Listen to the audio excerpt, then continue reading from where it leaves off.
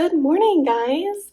So I made it to Cambridge, Maryland for my 70.3. That's on Sunday. Today's Friday, so the plan is to go do a test swim in the water that I'll be swimming out on Sunday, the Choptank River. I'm going to take my bike to the mechanic at the Ironman Village just to make sure I put it together right because I did fly with it, my bike box. Just enjoying my coffee now. I slept great.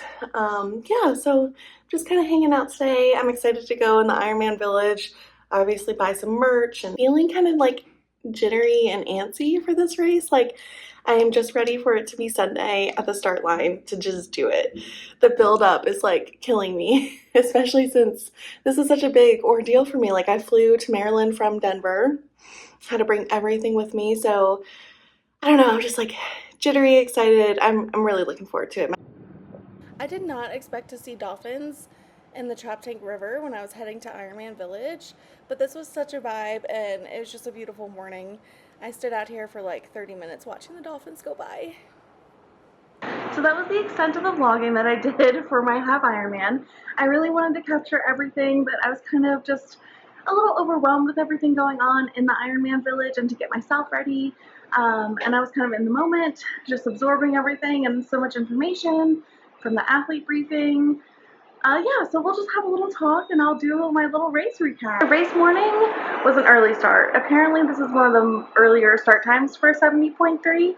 We had a 6 a.m. start, so that meant that I woke up at 3:30 a.m. and thank goodness my dad was here, but shout out to my dad for being such a trooper. He woke up at 3:30 with me. He stayed the whole time. It was really special to have him there. So when I woke up at 3:30, I got myself ready. I had my breakfast. I did oats. When I got to the start area, I had a banana and then a little gel. And I think that was perfect. They were spaced out so much, and I feel like that really started me off strong. I also had about 18 ounces of water before the swim. We got to transition around 4:30, 4:45, and I wanted to give myself an hour at transition to get myself situated. This was what they called a dirty transition. So you had no bags. There's only one transition area. So when you're at your bike, you just set up everything you need in front of your bike. So nothing fancy, which I kind of liked because I didn't have to worry about where to put bags everywhere. Like seeing triathletes on Instagram and YouTube videos, I always see the transitions and they intimidate me because you have like this bag. What if you forget to put something in that bag? Yeah, that seems like a mess. So I'm really glad that my 70.3 had a dirty transition. I had my cycling shoes out. Everything else I put in a plastic bag in case it rained. And that worked out pretty well. Like I had my snacks on my bike already. And it really only took me like 20 minutes to get set up at my bike. And then I had the rest of the hour to eat, drink, go to the bathroom, get my wetsuit on.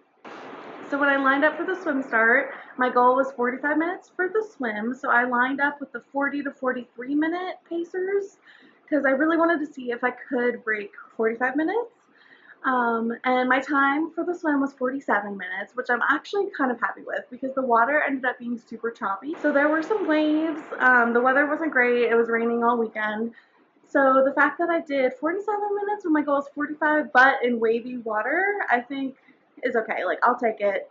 The swim went great. Like I started off strong, but I started to get nervous because I feel like I started off strong and it went by way faster than I expected. Like I was making the second turn and I was like, oh my gosh, I'm almost halfway done. And I loved it. Like it really went by a lot faster than I thought. I thought I was going to get myself anxious. Like when is it over? Like I'm tired of being in the water. Didn't have that at all. Had fun. I love to swim. So that was definitely really good for me. And then my first transition was about 8 minutes. And honestly, most of that was just running from the water to my bike. I feel like we did have wetsuit peelers for this race, which was really cool. So as you get out of the water, someone is there, they just wave you off. They like rip off the top of your wetsuit, you sit on your butt and they rip off the bottom and then you just run with it to your bike. So that was really cool. I know that that's not everywhere, so I'm really glad they had that and I definitely took advantage of it. And yeah, so when I got to my bike, I threw my wetsuit down. I think I ate a snack and then I went out on my bike. Saw my dad when I came in from the swim before I went on my bike, which was really fun. And the bike went by really fast too for me. When I got to mile 30, I was thinking like, wow, I can't believe I'm at mile 30. I could stay out here. The ride was beautiful. It went by so fast. I just felt like the day was moving by really fast and I almost didn't want it to end. I was feeling really good at that moment. It started to go downhill when I started running. The run was terrible for me, and I knew that going in. Running is not my strong suit. I actually tore my ACL in my knee 2 years ago, so I had surgery in 2023, and I have not run since before I started training for this. So I really only started running about October or November of 2024. And considering that I only started running then, and I started off from zero, like when I started running back in October, November, I could not run for more than a minute. It was so, like, I felt like I was reteaching myself to run with my knee. It felt awkward, and then also I was just really out of shape for running. So I am proud of how far I've come in that time with my training, but I knew going in the run was going to be the hardest part for me, and it really was. The course was 2 laps for the run, about 6.5 miles. I think that adds up to 13. And the first lap was terrible for me. Like when I got off that bike, my legs tensed up so much. The bottoms of my feet hurt. I don't know if I was pressing too hard on my pedals, but like I just felt achy. So I started running, and at first I thought I felt pretty good, and then I looked at my watch and I was at about like a 14, 15 mile pace. So I let myself walk for a few minutes. I was like, okay, just like no rush. You're still good for the cutoff times. Like you got this. Like your goal is under 8 hours. Your goal is to finish. You already did the swim and the bike. Just move. Just keep moving. That's all I was telling myself. So I'm walking, start running, and like the run just felt terrible. I felt like I couldn't run. It was almost like a power walk shuffle for that first lap, and my times were so slow. And it really only took until I saw my two best friends that I've had since middle school. Here they are. They came out on the lap with me, and I was really in a bad mental spot at this point. Like, I was trying to do math in my head. I suck at math, so I was just getting frustrated with the fact that I couldn't do the math to figure out the cutoff times.